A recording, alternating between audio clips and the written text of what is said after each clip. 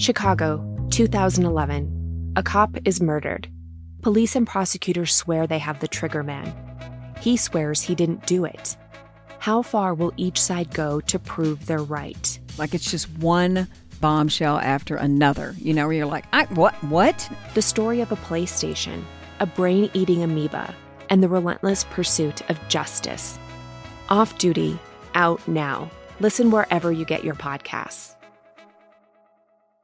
Howdy, howdy, ho, and welcome to Fantasy Fan Fellas. I'm Hayden, producer of the Fantasy Fangirls podcast and your resident lover of all things Sanderson. And I'm Steven, your bookish internet goofball, but you can call me the Smash Daddy. And we are currently deep diving Brandon Sanderson's fantasy epic, Mistborn. But here's the catch. Steven here has not read Mistborn before. That's right, hey. So each week, you'll get my unfiltered, raw reactions to every single chapter. And along the way, we'll do character deep dives, magic explainers, and Steven will even try to guess what's next. Spoiler alert, he'll be wrong. Newsflash, I'm never wrong. Episodes come out every Wednesday, and you can find Fantasy Fan Fellas wherever you get your podcasts. Over 90 of the top 100 U.S. accounting firms trust Bill to simplify and secure bill pay. That's proven financial infrastructure built on over $1 trillion of secure payments. Visit Bill.com/proven for a special offer. Hello, and welcome to the Psych Legal Podcast. This is a podcast where we talk about popular culture through the lens of an attorney and a therapist. My name is Brooke Brigham, and I'm the attorney. And I'm Tess Brigham. I'm the therapist. So in this episode, we're just doing a mishmash of Sister Wives gossip. Ooh, okay. Yeah. Very exciting. So some of this gossip is truly gossip. Some of it is from the source. Uh-huh. It's a mishmash of stuff. Yeah. So should we say allegedly a lot? Allegedly? Yeah, allegedly. Yeah, we'll preface that. These are opinions. Yeah, I just have a bunch of notes here. I'm sorry if this is a little disjointed, but throughout my life, I get these little tidbits of Sister Wives info when I'm on social media, and I just jot them down. I've just been saving them up. So anyway, after the end of this season 17 of Sister Wives and the popularity that the show has gained, a lot of the Brown kids are now getting in on the action. Yeah, and telling as they should, since they've never been paid. Yeah, and they're adults and they have the right to talk about their lives. And we talked last week about the Payton interview. Uh-huh. So he was the first one to kind of kick it off. And then since then, we've heard from some other people. So McKelty and Tony, her husband, they have a Patreon where they, the only clips of it that I've seen have been clips that have been put on TikTok. So I've never seen the full Patreon episodes or anything, but a lot of people are cutting out the interesting bits and putting them on TikTok. So what have we learned so far? Okay, so let's see. So a lot of this is focused on Mary.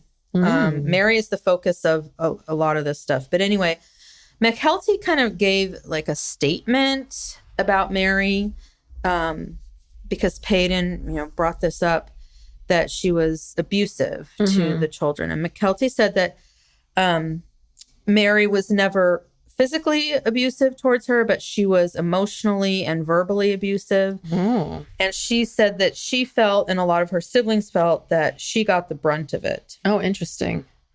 And she said that Mary will never be part of her or her kids' lives. Ooh. Yeah. Really? That's okay. Yeah. So that was one thing she said. Oh, and then she interviewed Isabel on... I heard about this, that Isabel episode. came on the show. Yeah. And Tony was asking Isabel a lot of questions. And one of them was, something about how would you ever consider doing plural marriage? And she was like, absolutely not. And she said, look at how hard mom had to work to be financially independent to leave dad. Because obviously she had no right to spousal support. I don't know what the child support situation is. She only has one minor child left, but yeah, she would have left with a bunch of She minor couldn't have left children. 10 years ago. Yeah. So that was, that really is. And, when a lot of times, like when Cody or other polygamists talk about how, they're not hurting anybody and they just want to be able to have their religious freedom and do what they want to do. And it's like, no, you are. When women and children are not protected by the law, we can't all depend on you just doing the right thing. Yeah. And supporting your family. And when they talk about like breaking, the cops coming in and breaking families up and, fathers it's always about fathers going to jail, but it's a little bit of like, and what about the women and children? About, you all had the best case scenario for your plural family, which is to get on this show and have all these outlets to be able to make money. But you're absolutely right. Without the show, there's no way Christine could have left. I mean, Christine probably would have had to wait for Truly to be an adult and then maybe move in with one of her kids or something. Yeah. I mean, you're right. There is no spousal support, but she can't, but it is his kid. So I think that you can get child support. She could, but it would probably be very difficult, especially if she's moved to another state. And again, we talked about this before. We don't know if Cody is on Truly's birth certificate. She would have to, if he's not, she would have to first establish parental rights. I mean, she'd have to jump through a lot of hoops. She'd probably have to hire a lawyer, cost her money. So it's, she can do it. But it's like getting child support is not that easy. It's not automatic. You have to go through a lot. So, and then also too, the men, a lot of times, they have the women who are not legally married to them apply for benefits. And anyway, there's a lot of financial abuse that goes along with this. And that's the thing is, so I'm wondering though, is that the issue of the keeping these laws on the books, right? Where someone can't enter into plural marriage. I get the sense that the reason why the reason why polygamy is not legal is it's not religious persecution the way Cody talks about it. It sounds like a lot of it is, it violates a lot of laws. It violates, I don't know whether you believe people should be able to be married to multiple people at the same time. Let's put that aside. But it sounds like it violates a lot of laws and doesn't protect any of these kids. Right. Because here's the thing. I don't know if I'm formulating my thought correctly, but do you understand what I'm saying? I understand what you're saying because the state's responsibility is to protect its citizens. Yes. Now, there's a separation between church and state. But all that means is that the state can't stop you from practicing your religion. But that doesn't mean that if your religion says you should be allowed to go around and kill small animals, or whatever, the crazy stuff that we'll just ignore. You're exempt from that law that prohibits that. So you can't just say, well, my religion says I have to have multiple wives and I can't afford to take care of them all. So some of them are going to have to apply for welfare. Yeah. Yeah. You can't, it's like, well, sorry, so that whole religious freedom thing doesn't really work. All religious freedom means is that the government cannot impose a religion on you and say you have to practice this type of religion. Yeah, you're free to practice whatever religion you want to as long as it doesn't break any laws or hurt anybody. So that doesn't really fly. Okay.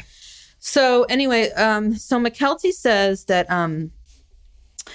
what she said, when the older kids were young, they were living in Wyoming and they were living on Cody's dad's ranch.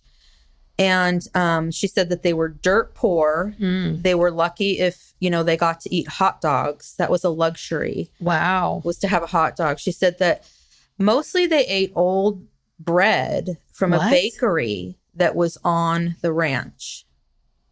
Now I'm going to talk more about the bakery in a second. About this bakery. The bakery. Okay. Yeah. The bakery. Okay. Basically, Cody's dad, Win, had a bakery on the ranch. And when I say bakery, I'm not talking about some cute little Like, ooh, scones. yeah, croissants. And, Let's go hang out here for a few hours Yeah. and drink some coffee and have some scones. no, it was a commercial bakery, industrial size bakery, you know, with those huge Yeah. mixers and equipment and stuff. And they made bread for the tourists. They sold it to Yosemite. In tourist okay. season, when the Yosemite would buy bread from the bakery when the tourists came and, you know, use it in the restaurants and stuff. So they had this contract with Yosemite. So I'm going to talk more about that in a second. But Okay. anyway, the kids were basically eating, you know, Bread all day. day old bread or whatever. And I think this is interesting because remember when Cody said that the only thing he feared was poverty? Yeah. Because I think he grew up, I know he grew up in poverty. And so did his kids for a while. So she said that Cody was a better dad when he had fewer kids. Oh, no shit, Sherlock. The Yeah. same thing I've been saying this whole time. Big revelation. She said that the older kids' relationship with him is very different than the younger ones because he basically didn't have time to spend with the younger ones. Yeah. I mean, we see this across the board. His relationship with Logan and Hunter and McKelty, and I'm forgetting her name. Who's the second oldest? Aspen. Well, there's Aspen, and who's the second oldest of Janelle's kids? Logan. Maddie. Maddie. Thank you. I knew it wasn't Maggie, but Maddie. Yeah. Right. Though they all have somewhat of a relationship Yeah. with him, but yeah. like it's pretty much like from Peyton on down. It feels like Yeah. all of those kids. Peyton, Gabe, and Garrison. Not with Robin's kids though. He has a great Oh, relationship. yeah. He's proud of that. Yeah. Okay. Sorry. Okay. Keep interrupting. So now, no, it's okay. So now I have something written here that I'm not sure where this came from, but I have in my notes, Tony and McKelty confirm on Patreon.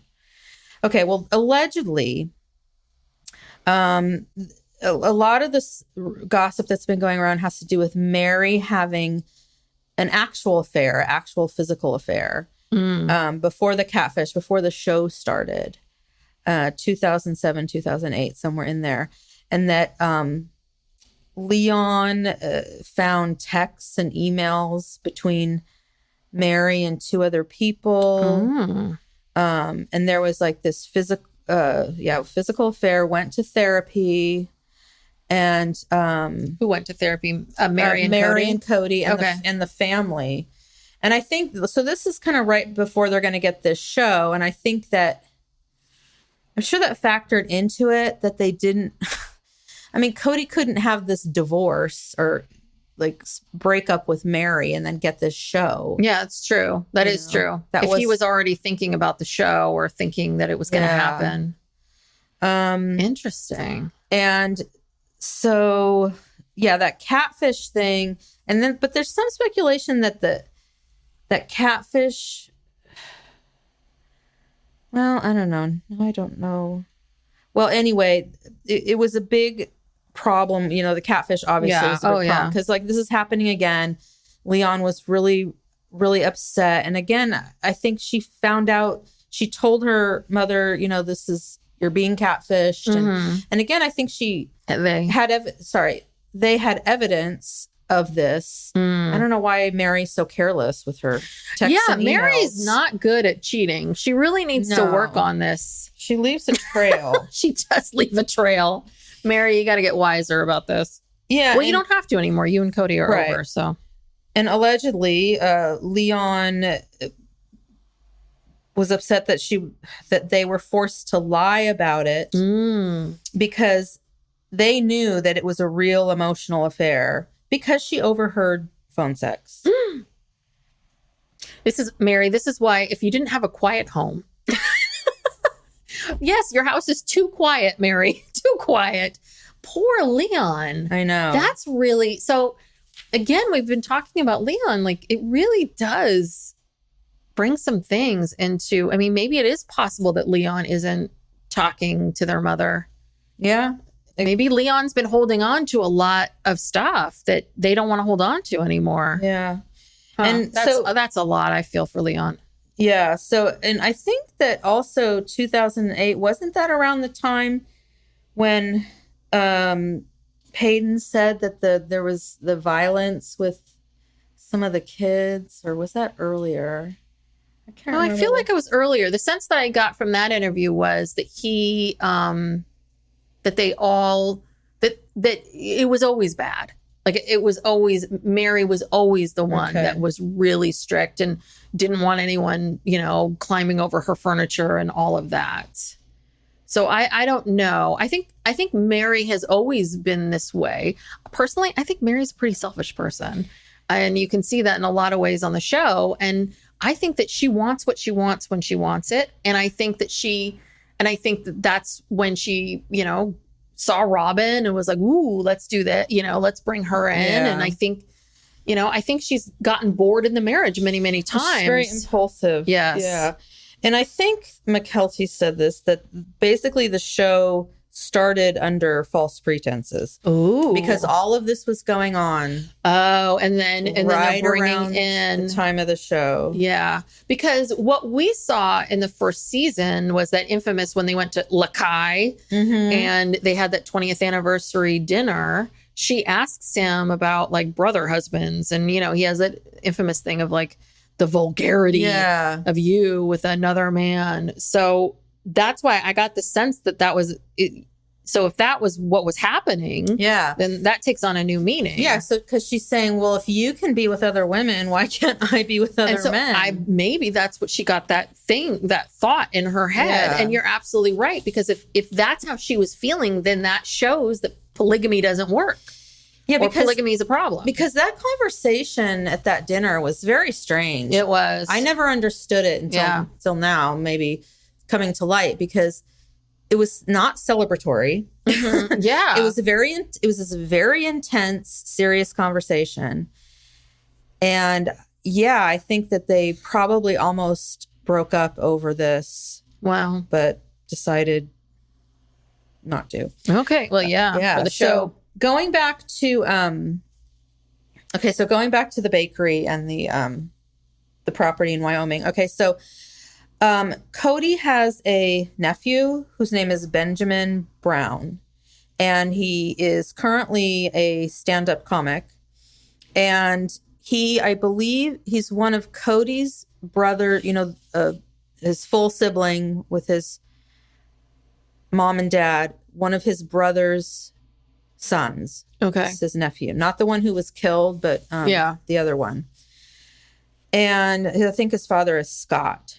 So anyway, Ben, he grew up on this, he called it a compound in Wyoming. So he was talking about how, part of what polygamists believe is they believe in this end times where everyone's going to sort of gather and, Jesus is going to come and whatever. And so a lot of polygamists were obsessed with having these large expanses of property so that everyone could come there, and at the end times they could all converge there and all go up to heaven together. So when Cody's father he had this ranch and he was kind of obsessed with acquiring more and more property parcels around it and whatnot. But it was, the ranch wasn't really making any money. I think they did ran some cattle on the ranch, but they needed income. And so there were a lot of different people living on this compound. And Cody and, at a time, I don't know if Janelle No, she was living in town. She was living in town, but Christine and Mary were living there. And I think Janelle probably, because her mom was there too. So, I mean. So they lived there for a period. His brother Scott lived there, obviously. So I think there were several family members living there. So they decided to make this industrial bakery.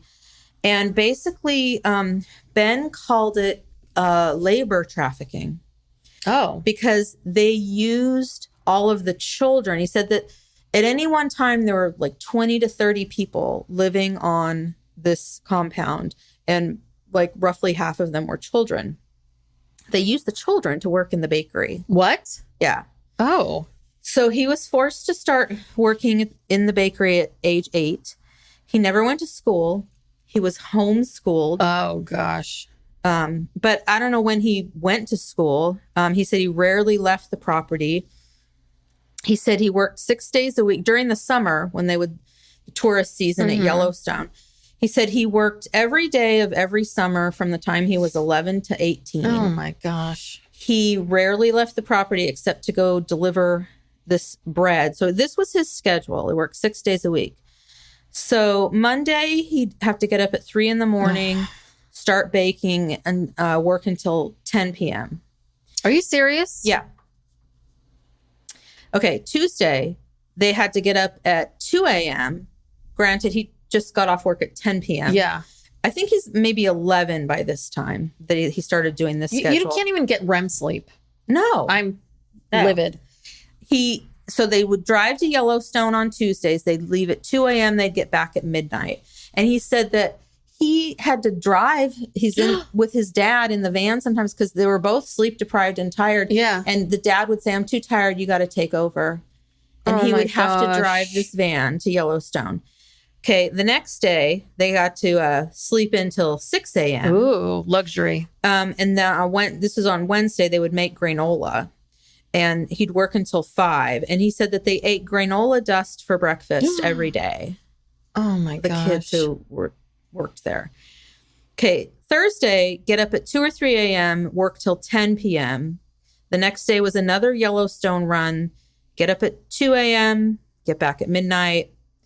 Saturday, 2 a.m. to 6 p.m. And then Sunday was church.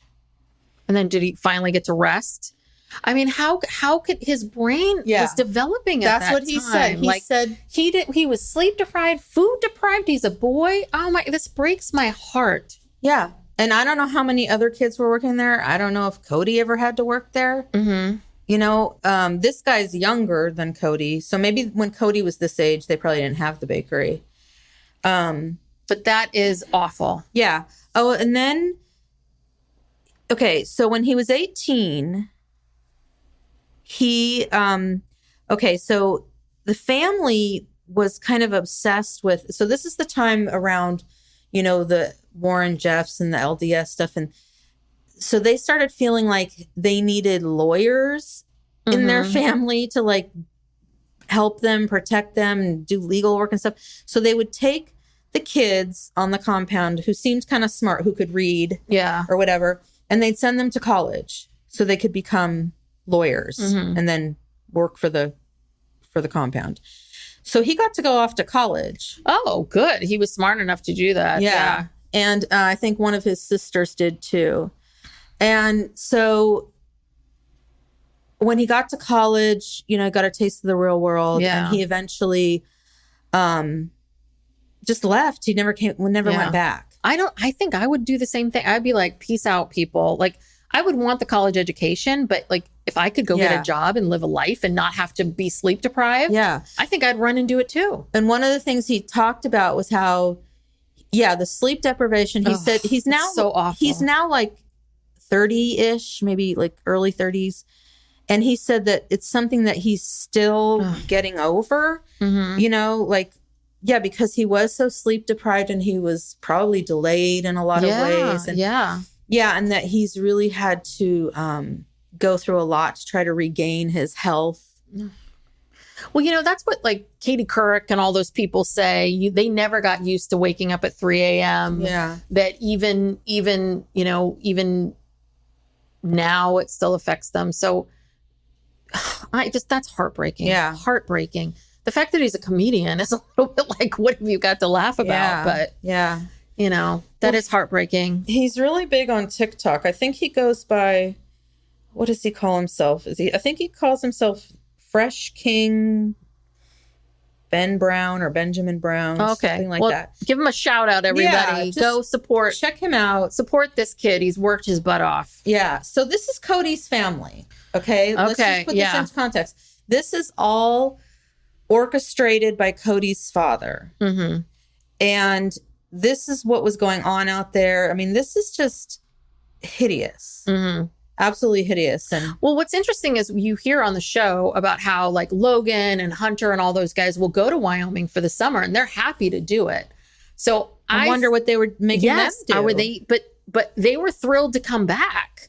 Like they were happy, you know, they seemed to really be into it. Into the ranch? Yeah. Like going to the ranch for the summer, because I guess the older boys have always gone to the ranch. So I assumed I thought they were having like kind of ranch camp kind of thing of like, let me drive the tractor and let me do this and let me do that. And then I go F around and do this. I didn't realize that was hard labor. Well, for them, it was a break from caretaking their younger siblings. Oh, yeah. You know, Yeah. so, yeah. Oh, and then, because there was an episode where Cody was talking about how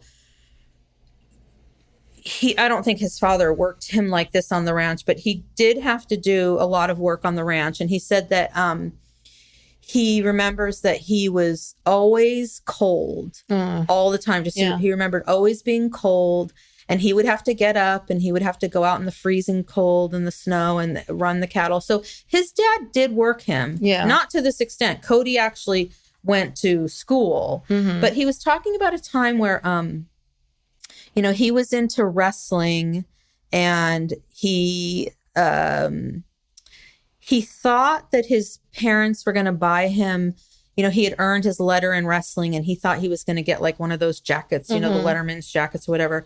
And there was some place in the town near there that sold them. And he said that one day a box showed up from that place and he was sure that that was his jacket. And he opened it up and it was like overalls. Oh gosh. For him to do work in. Oh. And so there's this psychologist guy, I wish I had his name, but anyway, he makes YouTube videos and he analyzes sister wives. He's this real serious guy. Yeah. But he, you know, in talking about that particular story, he said he was talking about the narcissistic wound. He said at some point or a series of points, the narcissist is shamed, dismissed, or made to feel less than. This prevents them from really feeling good about themselves. Often when they feel like the star they think they are. Often when they feel like the star they think they are. Comes from a coach, a teacher, or a critical parent. The narcissist needs constant adulation to feel adequate. So I think what he was trying to say was that, yeah, this critical parent, this sort of like somebody just squashing his dreams or his identity or what he wants to do was like his narcissistic wound. Yeah. Well, and again, I'm not an expert on narcissists. There are people out there like probably that are, you know, they write books about this constantly and this is all they do. But there is a bit of this debate of, you know, are you born, you know, what's nature versus nurture? Are you born a narcissist or does the world make you a narcissist? And it is really interesting just hearing these things that you talking about his childhood and how I can really feel for him. And I'm just wondering, I mean, and Cody has said this, like, maybe it's my ego, maybe, you know, maybe plural marriage is about having a big ego. And it's interesting because he didn't grow up this way. So he went off on this mission. And then from the mission, he had a calling. And it irritates me to no end when they talk about like, God spoke to me. It's like, no, you made a goddamn decision. You thought about it for a while and you made a decision. So that he came back and chose this. And so I don't know, just makes it very interesting.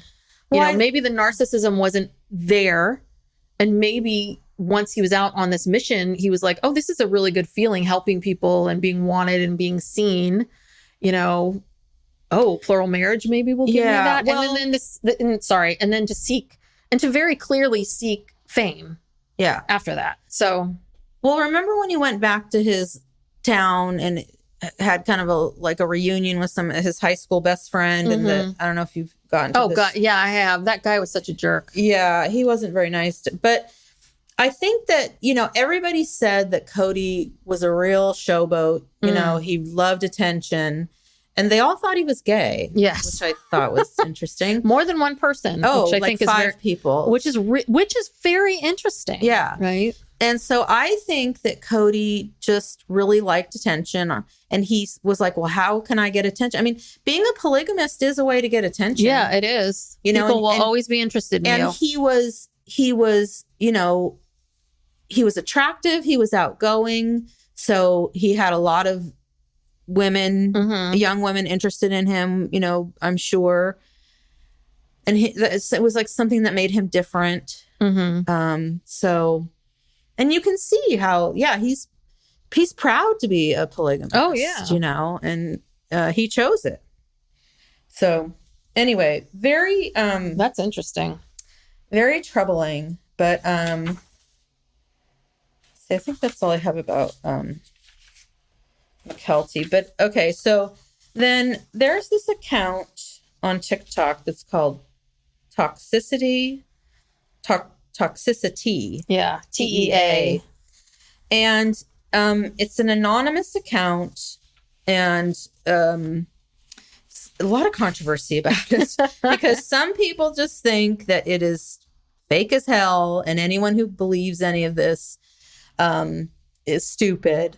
But a lot of people think that these are some of the Brown children, the older children, or any of them really. And I tried to tune in, and I think I got frustrated because, I mean, obviously they use this certain special voice, like a kidnapper voice or whatever. They're disguising their voices. They're disguising their voices, but which is fine. But every TikTok I clicked on didn't tell me anything. It didn't tell me anything new or different, or they weren't spilling any tea. I didn't get any tea. Well, and then I just gave up. It's really evolved over the past several weeks that I've been following it.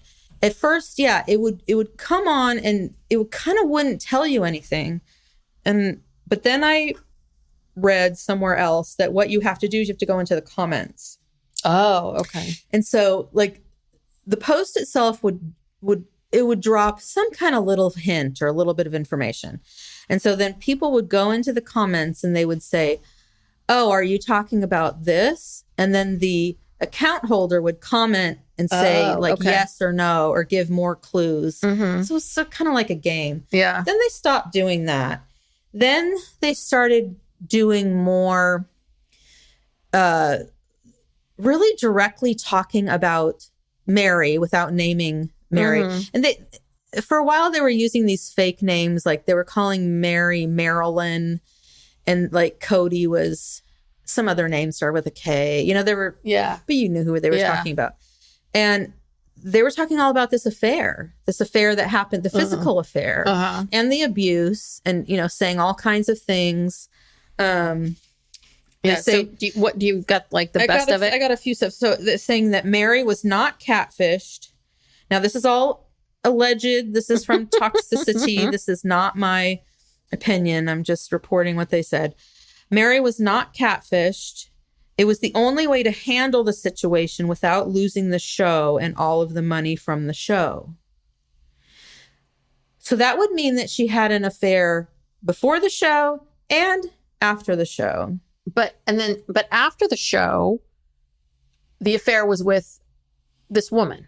Allegedly. I mean, that's what she claimed. She claimed that this woman, Jackie Overton, pretended to be this Sam. Can't remember his last name. But then this person calling themselves Sam wrote that graphic book that was on Ace and Caitlin's that they read on their show. I don't know, but there's something was going on with Mary. Interesting. And there was a cover up. Okay, another thing they said was in 2020, allegedly there was a physical altercation between Cody and an adult child. The mother intervened to stop it. The adult child cut off contact with Cody. Is this Garrison? I don't know. The mother began preparing to leave, changed her living situation so that it would no longer accommodate the father. So that would be Janelle. Yeah, I think this is Garrison. So do you think that what happened was that, and this is the thing that they keep feeling like Garrison has to apologize? Yeah, Garrison has to apologize. So that Garrison and, because it was Garrison and Gabe that were going out and doing stuff, and this is what upset Cody. Right. right? Because these boys were just trying to live their lives and they weren't following the protocol. And so they got into this physical fight. And then Janelle was like, okay, my lease is up. I'm going to make it so that Cody does not live with me or stay with me, whatever. Sorry, Savannah. Poor thing. Come with me. And is this why she got the RV? Yeah. Because I've never quite understood why she got that RV. I thought for a while, I was thinking like, the way she described it, it was about pushing everybody's hand, like pushing everybody to make a decision about and get going on Coyote Pass. But she's the smartest one of the group and she's the money person. So she knew that wasn't possible. She because how much money's in the bank account and that you can't pay off the land. So this makes a lot more sense for Janelle to do this. Because then they were out there for a while and then they move into that really teeny tiny apartment. So I wonder if she was like, okay, Savannah, now we're going to move into an apartment. Make it to the winter and then we're moving back into town. Yeah. And then we just, and then we're going to move into town. We're going to get a really crappy 2-bedroom apartment. So dad never comes. Right. He won't want to come. That's true. She really made it so that she knew he would never come and spend the night. Yeah. Yeah. Interesting. So, and that's what I do wonder. I mean, obviously Christine had a lot of therapy and help and all of that, getting her untangled from this and her leaving. But I wonder if she and Janelle were like, obviously she and Janelle the whole time were sort of in cahoots, like talking, like, Janelle, you do this. Right. Christine, you do this. They made a plan. They played the long game. Yeah, they did. They did play the long game. So, okay. So yeah, they kept revealing a lot of stuff about Mary, and little tidbits here and there. And then they got a cease and desist letter. Oh, okay. Which they don't say from whom. Cody. I think it's either Cody or Mary, obviously. And they showed it kind of redacted, on TikTok. And a lot of, but then they said, well, we have to, we're consulting with lawyers and right now we can't post anymore and this and that. Well, that lasted like a day or two. And then they came back and said, well, we've been told that, this cease and desist letter is really nothing to worry about. And, it's just a threat. And also truth is an absolute defense. Yes, it is. To defamation. So they started posting again, but now they've changed their style. So now they say, we're just going to post things that are public information that's already out there, and you can infer from it what you want to. Okay. And so since then, they've posted several clips about Mary. Okay, now one of them is, it's a clip of, there's a picture of Mary, and then there's a clip of, audio clip of one of the voice messages that she left for Sam. Okay. Have you ever heard any of those? No. Okay. So whoever Mary was leaving messages for, whoever she was in this relationship with, I think she calls him Sam on the messages. She left a ton of explicit messages. Really? Yeah. And where can I want to hear these. Where can I hear these? Just Google it. Okay. They're on the internet. So they put up a audio clip of her saying to him, "Oh, I love you so much. I want to have your baby." And then after that, they had a clip of her telling Cody that, she doesn't want to have any more kids and she's not going to do the in vitro thing. And then they put up a clip of, I don't know if you ever saw this. The person who she was talking to also had pictures that she had sent to them. Yeah. Yeah. And they were like a really sexy guy. No, the picture Mary sent pictures of herself. To, I don't know, this Jackie Overton or whoever it was. One of them is like her with a banana in her mouth. Oh my gosh. So they're putting up these kind of pictures, basically trolling Mary. Yeah. And so that's their new style.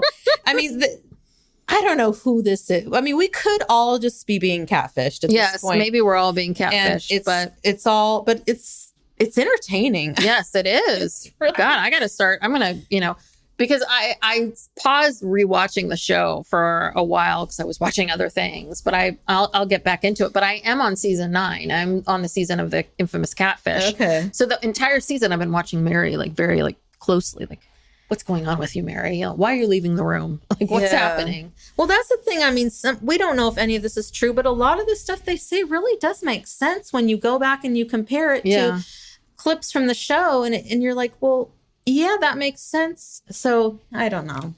Again, this is all allegedly, except for the stuff that comes, you know, straight from, you know, Mykelti. Or so Gwen. So she has a YouTube, but not a Patreon. I thought she had a Patreon. I think she's too. a Patreon also, But she has a YouTube. She has a YouTube where she reacts and comments to the different episodes. So she started at like the beginning of season 17.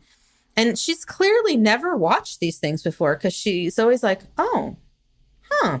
Yeah, like she's surprised, you know? And let's see. I wrote down some of the things that she said. She said that, that she basically says that, you know, she and Cody are not, I don't think she's seen him or spoken to him in at least a year. You know, they got into a big fight where they were talking about Andrew Jackson, who was, he was a terrible president, the Trail of Tears and the, you know, the abuse of the Native Americans. And Cody got mad at her and said, you're a terrible daughter. How could you say Andrew Jackson was a bad president? What? Yeah. Why do you care how much about Andrew Jackson? Well, let me tell you something. Andrew Jackson is one of these MAGA symbols. Ugh. The MAGA people love Andrew Jackson because I guess because he rapes and pillages people. He was a MAGA guy and treats in his, people in his day. Whose land it was. Yeah. Like so second-class citizens, and that's absolutely nuts. Well, yeah, and that sounds like, I mean, that's why we're talking about the Women's March and Cody getting mad about Janelle and Christine going to the Women's March, right? It's because it's not because he cares about religious freedom or whatever. It's that he's a MAGA person, and he doesn't. You know, that march goes right. The whole point of the march was because of Trump. It was because of Trump. You know. Right. So anyway, she said that the party for Isabel that they had last season, her 18th birthday. She said that after that party that she and many other family members didn't see Robin or her kids for years. Oh. So, because they're very far behind. Because remember, like that season 17 was 2021, right? Was it 2021? So years. How could it be years? I don't know. Maybe she's she's young. She's young. It's years for her. Probably a couple of years is a long time for someone like who's years. 20 something. Exactly. Okay. Years to me. We're talking decades. Okay. She said that Robin doesn't trust Cody's other kids to be alone with her kids. That's crazy. And I guess that's why Robin always had nannies. Yeah. Because remember, there was an episode where Christine confronted her on the couch and said, you know, why do you have a nanny? Like, why you don't trust me to take care of your kids? You've never asked me to take care of your kids. And Robin's just like stunned. Yeah. But it's true. She never, obviously never Which goes against the whole thing. Robin's whole thing has always been, I wanted sister wives. I wanted this. You know, she obviously, you know, her fantasy about these women on the porch and being together and supporting each other. So you wanted the sister wives and you wanted this plural marriage, but one of the best benefit, I think, of the plural marriage, the one that I think I would take, is the fact that Janelle has been able to have a career and a bunch of kids. And most women have to pick. It's really, there's no way to have 6 kids and a big career, right? Yeah. And so Janelle has had that. And so I don't know. I don't understand Robin. It's a minute I try to understand her thinking, but it goes against everything that she's wanted. She wants to have her cake and eat it too. She wants to be a polygamist because she thinks it's cool. And she's been told that's the only way to get to the celestial kingdom. But she doesn't. But she wants things her way. Yeah, yeah. You know, and remember when Janelle said that, you know, because she knows the family finances, and she said that there was plenty of money to pay off the Coyote Pass properties, but that it went for other things. Yeah. And I interpret that as, Robin's staff, her nannies, her lifestyle. Well, yeah. And apparently, Cody's even when lifestyle. she came into this house, into the family in debt. Mhm. She came into the family in debt. And they paid her debt off. Yeah. She didn't pay that debt off. She Yeah. didn't have a job. Yeah, they paid it off. They paid it off. Meaning Janelle. Right. Janelle's and paycheck. Paycheck paid And probably that off. Christine. Christine was working too. Yeah. Yeah. So I'm going to talk about this money stuff in a second, but I wanted to point out, one other thing that always bothered me, about this setup, not just the financial abuse, but there's like this kind of medical neglect that happens because, okay, first of all, I remember some stories. Okay, first of all, there's no way that all of these kids had health insurance all at the same time ever. You know what I mean? Because Janelle had that good job where she worked for the county. So she probably had some of the kids on her. She probably had all of her She probably kids. had all of her kids, but she can only put her kids. Yeah. Okay. I don't think Cody has ever had a job where he probably had medical benefits, or maybe he did, but he always, he was a salesman. I don't even know what that means. He sold the cantina. Well, The blah, blah, blah cantina that's sign. That's one sale in the history of his career. I mean, I don't know how this guy was making money. I think he was kind of a flim-flam man, and I doubt he ever had like good or consistent or adequate healthcare. And we don't know whose birth certificate he's on. Yeah. Okay. I don't think any of these kids really had health insurance or went to doctors. Unless it was an absolute emergency. Well, they weren't vaccinated. They we weren't learned vaccinated. that. We learned that from Peyton. And this is part of the polygamy thing, like why we need to protect children. Because so Maddie, I remember there was a story about her. Okay, first of all, Cody told this story at her wedding, strangely, but at 8 months old, she was below her birth weight. Oh my gosh. Yeah. What? She had failure to thrive. Oh, She's 8 months. That's 8 months. insane.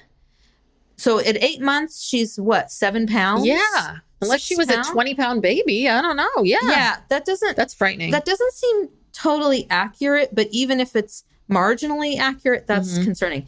Then at one point, her appendix burst. She had to have an emergency. I've heard about this. Yeah. appendectomy. They had no insurance. Because I remember Janelle talking about, oh God, we had to pay off that thing. And I'm thinking, yeah, I thought the same thing. Was Right. like, oh, you must not have had insurance if it's taking you years to pay off this Right. bill. So I'm sure they didn't regularly go to doctors. Obviously, Isabel, remember Cody didn't want Isabel to have surgery. I think that was totally financially Yeah. based. Christine, she had no insurance. Christine had to go out. I heard she had to like crowdsource and do a GoFundMe because she got some insurance, but of course it was probably crappy insurance where she had to pay up front like $60,000 to pay for the portion of the that wasn't covered. Yeah. Gwen, well, and Truly, remember Truly almost died. Yes. And that's the thing. She was alone with Cody. Cody's like, she's fine. She doesn't need to go to the doctor. She's, she's got a fever. She's got the flu. yeah. He didn't want to take her to the doctor. He didn't want to pay the bill. Gwen, who she says she's autistic, but nobody ever noticed it, picked up on it. Again, because she wasn't being seen by a pediatrician who would have picked up on it, asked the parents questions, maybe gotten her some help. No, they just sort of labeled her because she looks so different. She looks really different than the other kids, I think. I've always felt like she stood out a bit. And she was, when you watch the old episodes, she was quirky. She was different, but that's how they saw her, as quirky or different. And now obviously we can see, oh, okay. Right. There was something else going on here that no one, I mean, God forbid if anyone's dyslexic or has a learning issue or, or you're depressed or anxious or you have ADHD. I'm sure some of these kids are ADHD. Cody's way ADHD. Well, he runs around like a crazy person. Who knows what other problems they have? Yeah. Anyway, but you're right. I mean, that's that whole thing because in the book and all of this, they've always said, because we like Janelle and we like Christine, but they've always said that, this is the biggest issue that a lot of people have, which is it fair for you to have all these children and bring all these children and blah, blah, blah. And I'm sorry. I don't think people should be having this many kids. I think, and here in the Bay Area, it's always so interesting because when you meet someone who has 4 or 5 kids around here, you're like, oh, you must be wealthy because you can pay for 4 or 5 kids to go to private school and, all their sports, and everything. And yeah, usually it's very wealthy people that are, and they're sending all their kids off to these great schools. But, this is the problem is that there is a problem when, you are one of 4, one of 5, one of 6. Like, it is a lot, it is easy to get hidden. Like, kids do need a certain amount of attention. I think there's some kids that don't need that amount of attention and they're good and they can kind of swing in, but and just sort of hide and they're fine. But if you're going to have 6 kids, 8 kids, not all of them are going to be like that. So there's just, like I said, you cannot have time and attention for so many people. It's just not possible. Yeah. And when Aspen and McKelty moved out into their own apartment, the thing that Christine was most concerned about was that she was losing her 2 biggest helpers. Yes, I remember that. I remember her talking about that. And it was like, wow, that's, that's not fair. It's not fair. It's not fair to make your child work and do all this stuff. Well, you know what? It's so funny. The Huffington Post just had an article coming out about older children, the oldest children, and the burden that they have, and that a lot of firstborns are perfectionists, and there's a lot of issues there because you were with first-time parents who had never done this before, alone with them, and then a lot of times older siblings, they have to take care of the younger siblings. Yeah, and this dynamic still lives today. You do more than I do. You deal with more of these. Partially because you're a lawyer and I don't know some of these other things. It's personality too. Like, I don't know, but there is truth to that. Yeah. There is. And that, younger siblings were just a bit more relaxed and, because our parents were more relaxed because things were different. And I have a client who was talking about, she's in this new relationship and she's having a hard time asking for what she needs. And we were talking about it. And she said, well, yeah, when I was growing up, I had a younger brother who got sick. And so my parents just had to put all the focus on him. He's alive and well, but they had to do that. And she said, I just kind of felt like I had to be independent and not complain and not ask for anything and just take care of myself. And so again, her parents didn't wake up and decide, okay, we're going to have a second kid and really pay attention to him and not her. I think these circumstances of life happen. And when circumstances of life happens, it really, the older kid or the kid who does not have the problem, this happens in families too, where there's a drug addict or someone with mental illness, everybody else, gets sort of pushed to the side. Yeah. So no matter what, you in this family dynamic, I think there's probably fun parts of this and, holidays and it's chaotic and crazy and busy and fun. But there's also this feeling of like, why can't you just make a bunch of really good friends and you all live on the same street and you all love and support each other, but have your own families? Like, can't we do this? Like, I understand this idea of community and the best part about it is the fact that Janelle was able to work and have someone take care of her kids.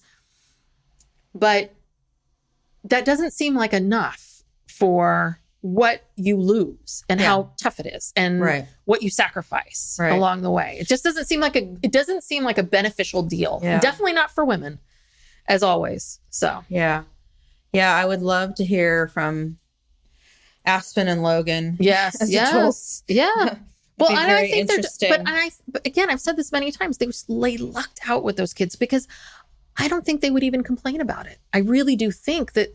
I think if you ask them, they would tell you, yeah, it was hard and yeah, it was this, but I love my siblings and all this. Oh, yeah. I think they both have a really good attitude about it. I think, we'll just wait until they get into therapy and some therapists. Well, I think it's interesting. Neither one of them has children and they both are got to be around 30. Yes. And they're both really good with kids. I mean, Aspen was such a loving, she wanted to be a teacher. She's like a little mini Christine. I It is surprising. Yeah. So anyway, Okay. So let's see. Final thing here. is the finances. Yeah. So I saw a headline. I can't even remember where now, but it says something to the effect of, that some of the sister wives, AKA Janelle and Christine, I'm sure, are looking to lawyer up, to see what they can do about the fact that they've been financially bamboozled. Yes. So we heard Janelle talk about how, she gave, I can't remember if she said she gave all or half. She gave half, and then Mary gave half of the proceeds from the sale of their Las Vegas homes to purchase Cody and Robin's house. And that I don't know who gave the money for Christine's down payment. But anyway, Janelle basically was left with nothing. Yes. Mary, I think, is better off.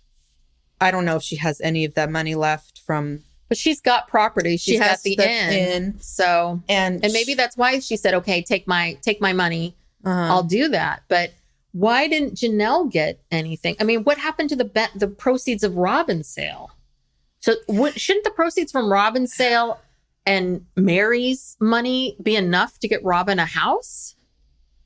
Well, I think they had to use that money for other things. They had moving expenses when they got to Flagstaff. They were all. I haven't gotten to Flagstaff, but I do know this story that Robin sold her house first. Christine could not sell her house for like a year. Right. Okay. When they got to Flagstaff, they were all in rentals except for Christine. Christine bought her place, but then Robin was in a rental. Mary, Janelle, and then Robin eventually bought her house. And of course, Janelle never bought a house.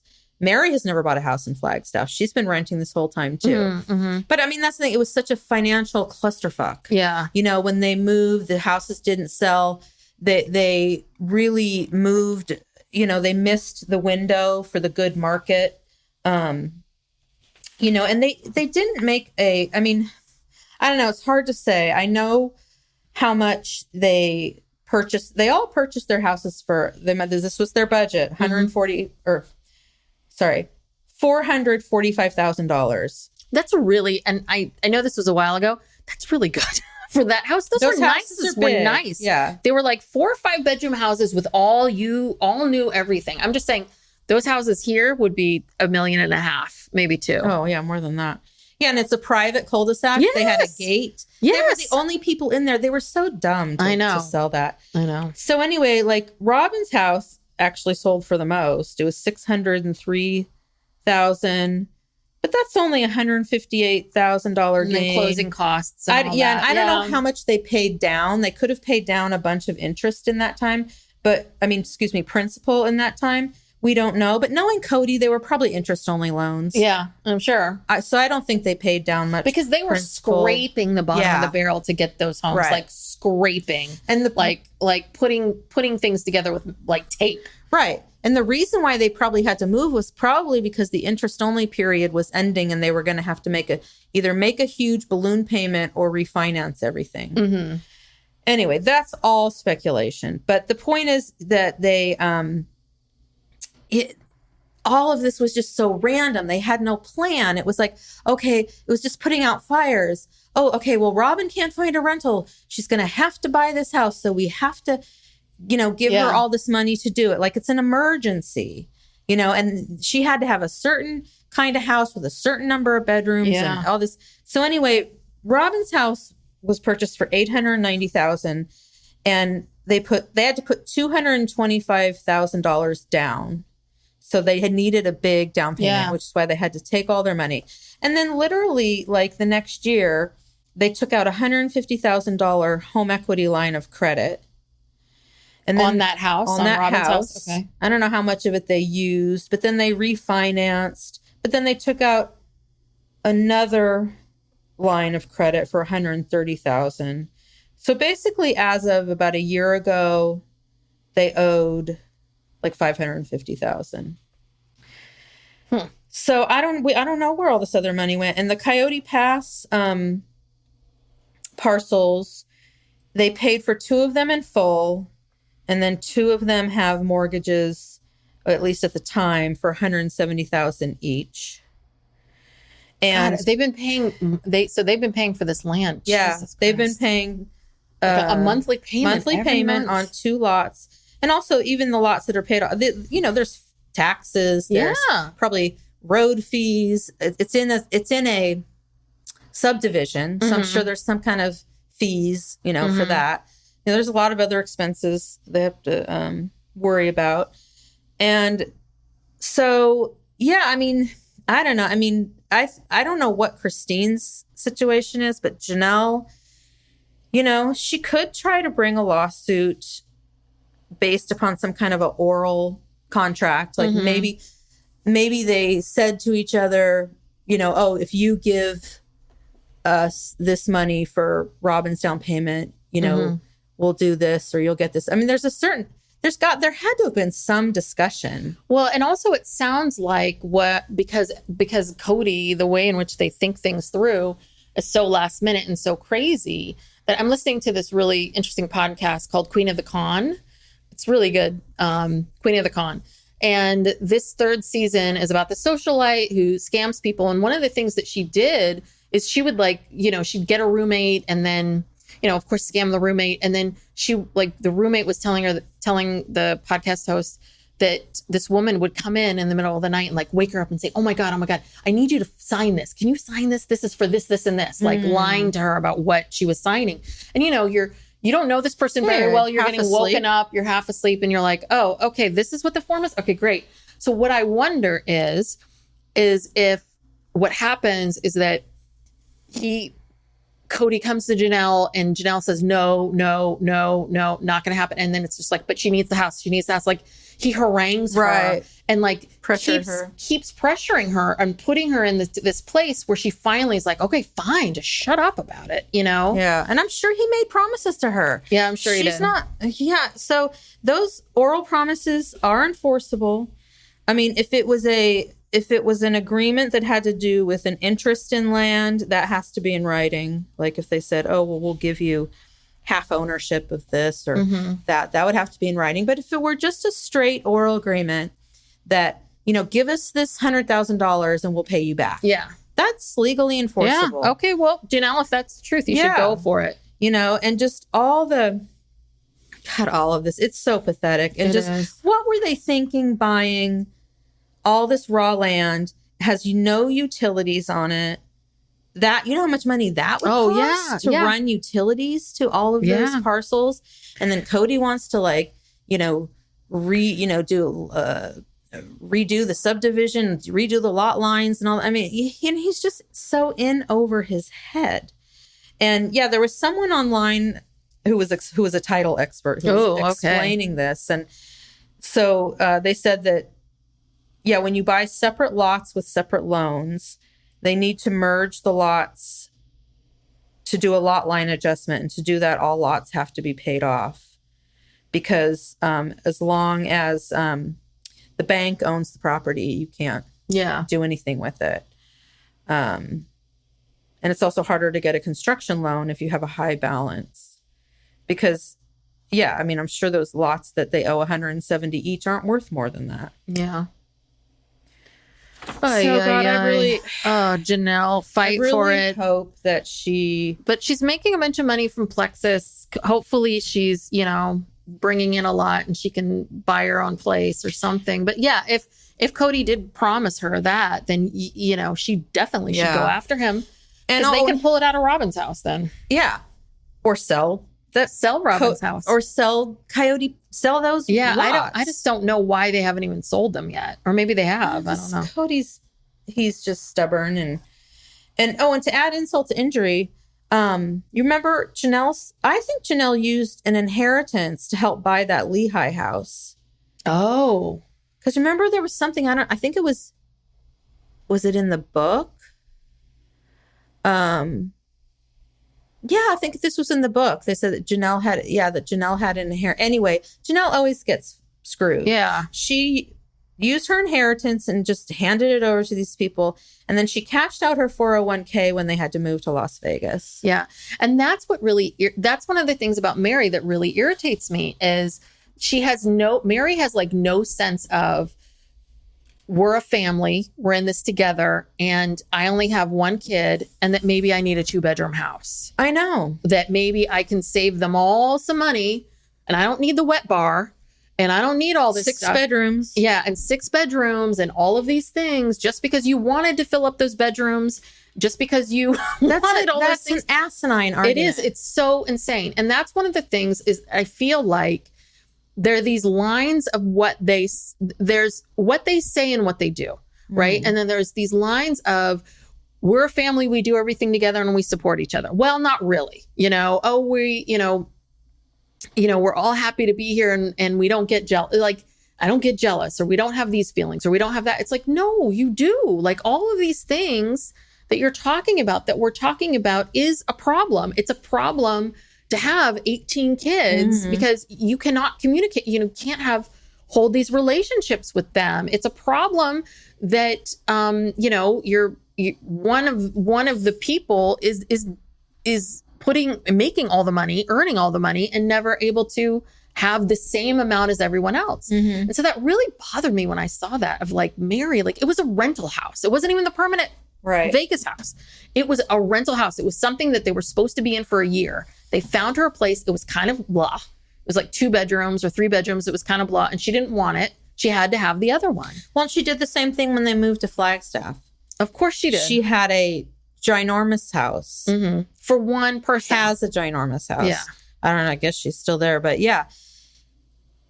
But it's like, but that's not being part of a family. No. That's not being part of a community. If it's everyone's in this together, then it should all feel very even in the end, and not feel like one person is being screwed over. I don't know. I just know our parents are very mindful of that. I swear to God, probably a little too mindful of like making things feel fair, making things feel even. If Brooke gets this, then Tess gets this, and I know that, God, Mom thinks about it all the time. Mom's very fascinated, how she is. That's good. They don't want to. They don't want to cause any problems. Yeah, but I'm just saying. So it's like, you're not there. People do think about these things. Yeah. These aren't mindless things or things that no one ever thinks about. Like, it's a standard thing to think about. Like, how does everyone feel equal in this relationship? So But yeah, number of bedrooms, regardless of how many people live in the house, should not be a measure of. Yeah. And I don't care how many kids you wanted. Like, yeah, I don't care if you wanted 20 kids. You don't need a 20 bedroom. You don't get a 20 room mansion because you don't need it. And it seems like, and this is the thing. Every time Janelle can save some money, make a smart business move, say to her kids, you two sleep together, she is doing that every step of the way to help the family, but no one else is doing that for her. That's what bugs me. Yeah. It's very unfair. Yes. All right. But anyway, got a lot of good info, Brooke. You're off there on the TikTok. I got to check out the toxicity. Yes. And, TikTok. And Ben Brown, we need to support this guy. Yeah. I want to check him out. Maybe I'll check out that psychologist talking Yeah, about I'll find him. He's on TikTok too. I see his videos. I'll find him and send you his name. TikTok, my entire TikTok For You page is just nothing but Sister Wives, because that's all I watch. Yeah. And so it knows when I go on there, it's like, okay. Sister Wives now. She's here. Just load them up. And I just take this stuff in. And again, except for the stuff I quoted from the Brown children themselves, this is all allegedly. Yeah. And I'm just repeating what was on TikTok. You can go there and see it for yourself. We don't know who these people are behind the account, but I hope we find out soon. Yeah. All right. Yeah. Well, thank you so much for tuning in. Sorry, you started this one. You wrap it up. That's okay. You made it this far. Thank you. Thank you so much. I hope you enjoyed it. If you want to contact us, if you have any show ideas or any feedback about the Sister Wives stuff, we have a email address. It's psychlegalpoppodcast@gmail.com. If you like the podcast, we would appreciate it if you would subscribe. Yes, subscribers. And leave a 5-star rating and a review. And tell your friends. Yeah. Tell your other Tell all your friends, all your sister wives. Tell all your sister wives and your sister wife loving friends. Yes. And That we're here. Anything else? Buy my book, True You, a step-by-step guide to conquering your quarter-life crisis. Go to my website if you're a 20-something or if you have a kid who's a 20-something. Check out my stuff because that's what I do. All right. All right. We will see you next time. All right. Bye.